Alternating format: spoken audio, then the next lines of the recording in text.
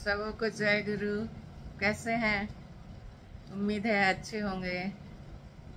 आज मैं आप लोगों के सामने मधुर संस्मरण अपनी लिखी हुई पुस्तक से एक संत सेवी जी महाराज का संस्मरण सुनाती हूँ, जो बहुत पहले मेरी उनके साथ हुई थी मुलाकात में बातचीत। उसी के दौरान जो बातचीत हुई थी मैं बताती हूँ। उस समय बहुत दिनों की बात है। उस समय मैं इंटर वगैरह में पढ़ती थी। मेरी शादी नहीं हुई थी अभी।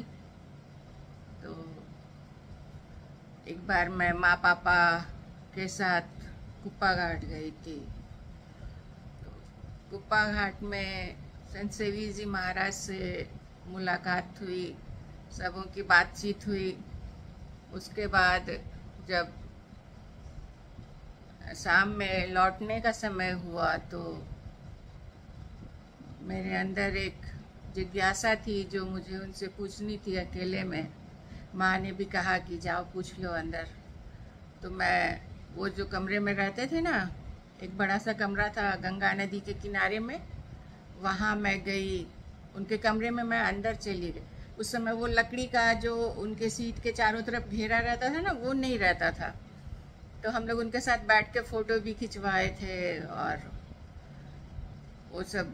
मतलब तब उनके कमरे में जाना इतना तकलीफ़ दे नहीं होता था, क्योंकि कोई घेरा नहीं था और वो थोड़े उस समय फ्री भी रहते थे और उनकी उम्र भी कम थी।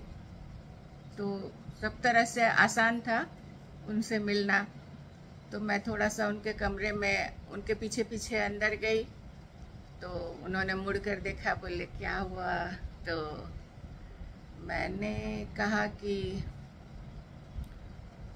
मुझे क्रोध आ जाता है बहुत बार, तो उस क्रोध से कैसे छूटा जाए। और ये बात कहते हुए मैं रुआसी सी हो गई थी उनके सामने में। तो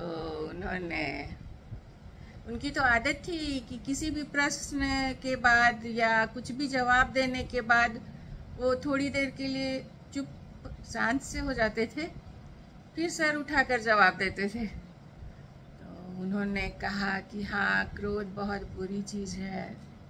क्रोध को हमेशा दबा कर रखने की कोशिश करनी चाहिए। तो मेरा प्रश्न था कैसे? तो उन्होंने कहा कि देखो बेटा, मैं तो बच्ची थी उस समय। देखो बेटा, क्रोध जब भी आए उसे कोशिश करना उस समय शांत रहने का। और अगर लगे कि सबके सामने शांत नहीं रह पाएंगे, कुछ बोल दूंगी गुस्से में, तो तुम क्या करो कि गिलास या लोटा में जहाँ भी जो पानी हो ना, थोड़ा सा पानी मुंह में लो और उसको कुल्ला करके फेंक दो। गुरु महाराज का जप करते हुए कुल्ला करके पानी को फेंक दो। तो ये बात उपाय तो सरल थी। मेन मुझे लगा कि चलो बढ़िया उपाय है, कुछ इसे करने में तो दिक्कत नहीं है। अगर क्रोध हमारा शांत हो जाता है तो मैं भी शांत होकर चली आई। दरअसल क्रोध सच में बहुत बुरी चीज़ है। होता क्या है ना कि इंसान बाकी चीज़ें जो भी है, एक किसी रिश्ते में या किसी खास के साथ करता है, बाकी के साथ नहीं करेगा वो चीज़ वो। लेकिन क्रोध है ना, वो सब पे कर लेता है इंसान। कोई भी सामने हो वो ये उस पर क्रोध कर सकता है इंसान, हर जगह।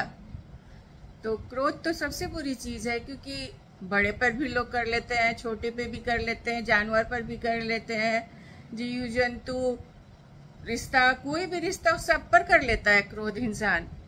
नहीं करना चाहिए। इससे इंसान की खुद की तो हानि बहुत ज़्यादा हो जाती है। अक्सर संबंध भी बिगड़ जाते हैं, रिश्ते खराब हो जाते हैं।